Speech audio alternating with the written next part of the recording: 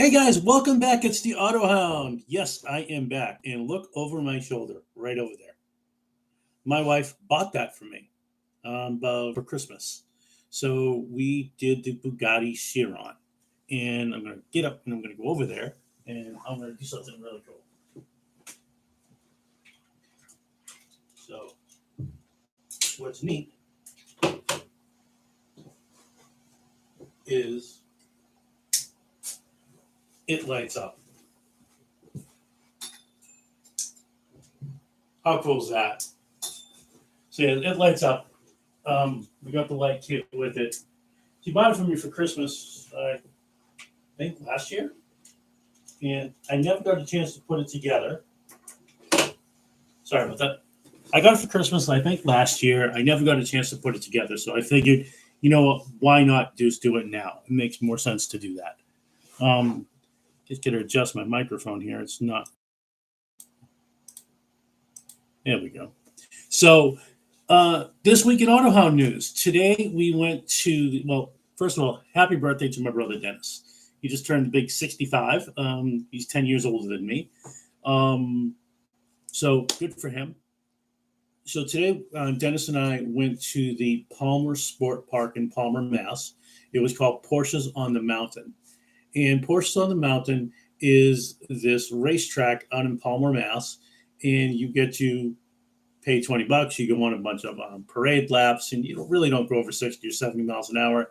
I did get up to 97 on the straightaway, on the back straightaway coming down the hill.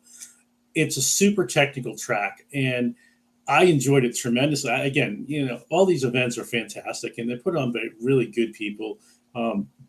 Sterling Vernon, Larry Levin, Lisa Burke, Paul Wooten, Gary Cooper, like really good people in the PCA of the Northeast region. And they've always been very welcoming to me, and I look forward to going to these events. Some people have commented that some people have commented that I do Porsches too much. And, well, I own a Porsche, so it's kind of hard not to do Porsches too much. And like I said, I'm trying other things newer with my channel to see, what's going on with, trying to get people to, I don't know how to quite say it, get people to kind of interact with me, here in the live stream. So for 20 minutes, I'm online, and I'm hoping that people are going to jump in, say hello. Right now, there's nobody, but, I know that people jump in over the course of the week, and I got 12 views on an hour-long, 20-minute-long live stream last week. So we'll just keep talking here. Oh, excuse me. Alexa, shut off the timer. So Alexa needed to remind me. I'm going to go over this week again in AutoHound news. Number one, we did the Palmer Sport Park yesterday. Saturday didn't do a whole heck of a lot. I generally don't drive my car during the week just because, it's work, and I like to take my daily driver to my work. That's a 2003 RAV4, if you guys don't know that already. It's got 185,000 miles, and you really can't kill a Toyota. I did a review on my Toyota, just driving it and showing people what it has for room, and kind of, it's the kind of total car to really go with. Oh, my wife is here. Hi, Ginny. She jumps in. She's like the most supportive wife. I'm not just saying that because she's online, but hi. I showed my Bugatti already, that one right there, the one that you bought me for Christmas. It's really cool. Thank you. I'm like a 5-year-old. So don't agree with that, whatever you do. So part of this live stream will be giving you guys updates on what we're going to be doing. Next week, I've got a really good race video that we did at the track. It's about 10 and a half minutes long. That'll come out on Wednesday. And then Friday will be the actual Bugatti build. I didn't do a time lapse because it's been so overdone on YouTube, but I did a few, 60-second shots of, all right, this is what this does, this is what that does. It's really cool. The little pistons move on the inside, the steering wheel turns to front wheels, the lights turn on with the little switch, and it looks really good against the blue background back there. It doesn't fade in. It's kind of nice. The idea of what we're doing at AutoHound is to start to do car reviews. If you have a car you want me to review, I would love to do it. I'm in the Boston area. If you need you need your car reviewed, or you maybe want to sell your car, I would love to do a video on it and kind of go over what it is. If you work for a dealership and you want me to come into your dealership and actually go through a bunch of your cars, and the video is free. I don't charge for it. Not insured to drive your cars, but if you're a dealership, you have your own insurance. Not going to go out there and beat the crap out of your car. So this is me saying, please, please, please let me drive some of your cars. It'll be a lot of fun for you, a little added revenue. We got another subscriber today, so thank you for joining. Another person, which is great. So that's 66 people. We're trying to get to 100 before the end of the year. So I made some hard and fast decisions in the last couple of weeks, really. But this week kind of, I guess, crystallized what I'm going to be doing. Again, over the course of the next few months, I'm going to be doing largely the Justin Herbert just got a touchdown. Sorry, my fantasy team's doing well. Back to what I said. Over the next few months, we're going to try to do some reviews. I had started this channel originally in 2019, then COVID. So 2020, I didn't do much with it. So 2021, I really started in earnest of how to do this channel, what I wanted to do with it. And I said I'd give myself a solid year to do it. And I'm going to stick with that solid year. I think I released my first video at the end of January 2021. So January 2022 is my pretty much cutoff date. Not saying I'm going to go dark, but I'm going to be doing different things and using AutoHound as more of a hobby. It's getting some traction, and I want more traction, clearly. But it's hard to find a space in this YouTube environment, especially with everything being so kind of compressed into maybe 6 or 8 really great content providers, and everybody else is kind of struggling for the scraps. And I appreciate everybody that watches my videos. I think it's fantastic, and I want you to keep doing it. And hopefully you'll keep coming back and telling your friends about me. And the YouTube algorithm, the so important algorithm, finally comes out. So that was me done with my begging here. Next thing I'm going to talk about in automotive news, I was looking at Tesla this week, not the car itself, but the company. Right now, Tesla is on the upswing. Their stock price is just over $700 a share, and it really is in large part because they're not a car company. They are a data company who happens to make cars.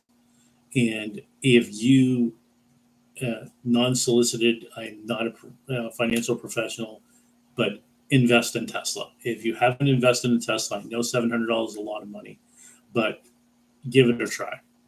Everybody's out there on crypto and whatnot, myself included. But yeah, I'd love to everybody to jump on Shiba because I like Shiba, and it will, I bought it at the right price, I think. But that's pie in the sky stuff. However, if you look at these companies like Tesla, they are kind of going to be the benchmarks of what the next electric car company is going to be. There's another car company called Rivian out there. Rivian, I don't think is going to have the data points or the stock price that Tesla has. Tesla, every mile that you go, every foot that you travel in a Tesla, they are sending that all back to Tesla, and they are updating the roads in real time. So you have to look at what Tesla is doing. Now, I'm not an electric car person yet. I've talked about this in many videos, and I really do think that once it becomes easy to charge these cars, it's as fast to charge these cars as gassing them up, and the electric pump is as ubiquitous as the gas pump, you're going to find real fast adoption. So I originally thought it was 10 years out. I'm thinking more 5 years, maybe 6. And the gas-powered engine will be a dinosaur, literally a dinosaur. Get it? Fuel. Dinosaurs, yeah. They're cute. So next in automotive news, we want to talk about Dodge. I've been seeing a lot of Dodges on the road lately. A a lot of Hellcats, a lot of Demons. These are great cars. And I'd like to see a little bit more love go toward Dodge, just and not a paid sponsorship. However, I definitely think the Hellcat's a nice looking car, as is the Demon. They both are pretty much identical, but they're really nice. So recommend Dodge. In other wonderful automotive news, you are going to be able to see some amazing content from this channel in 2 weeks. We are going to the Greenwich Concours d'Elegance, and as long as the weather's good, and we're going to go down and film a lot of really special cars, one-off cars, real Concours quality cars, much the same as Newport, but we're going to get the whole gamut of all the cars.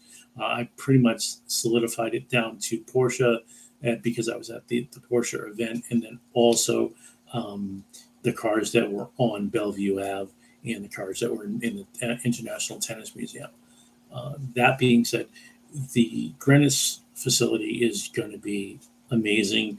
The cars that are going to be there, like I said, are one-offs. Ferraris, Bugattis, Paganis, Koenigsegg's, you name it, it should be there, as long as the weather is good. If the weather's terrible, then I'm not going. So I'm going to wait to buy my ticket until 3 days before, or 4 days before. I think that is all the news that's fit to print. So let's kind of get into racing at Palmer's Sport Track. Now, again, it wasn't racing, so I apologize. I misrepresented that statement. I think that when I went to Palmer today, I expected the course to be easily drivable and whatnot. That is one of the most technical tracks I've ever been on. I've been on a few smaller tracks, but that was really technical. In some cases, the corner, a right-hand turn generally has a right-hand corner. So you come in and the car compresses down. Well, up at Palmer, a right-hand turn had a left-hand camber. So your car is literally sliding down the hill a little bit, and then you have to bring it back.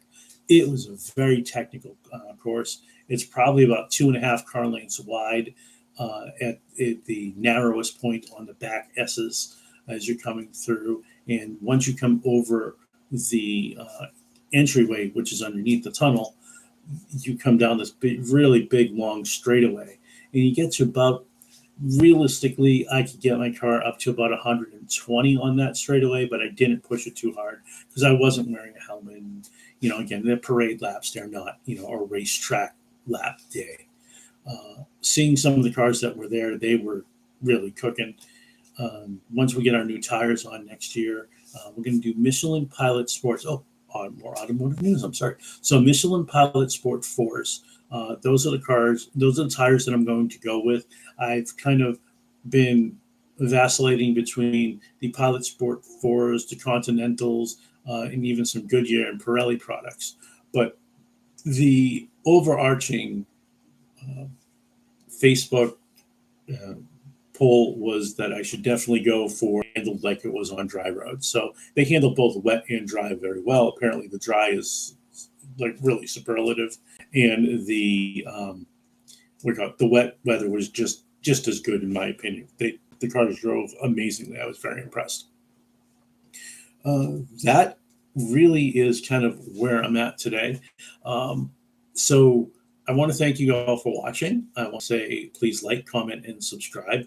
I know a lot of people are watching these videos, and I see that because I do look at the analytics all the time. And, there's some people, 392 unique viewers that haven't signed up yet. And is that my content that's terrible, or you're just kind of like, I don't want to subscribe?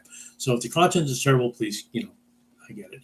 But if you really want to see this channel grow and see the stuff that I'm doing kind of get pumped out there, please hit that subscribe button every single time. Well, once to get yourself in. I'm sorry, I'm just speaking blah, blah, blah today.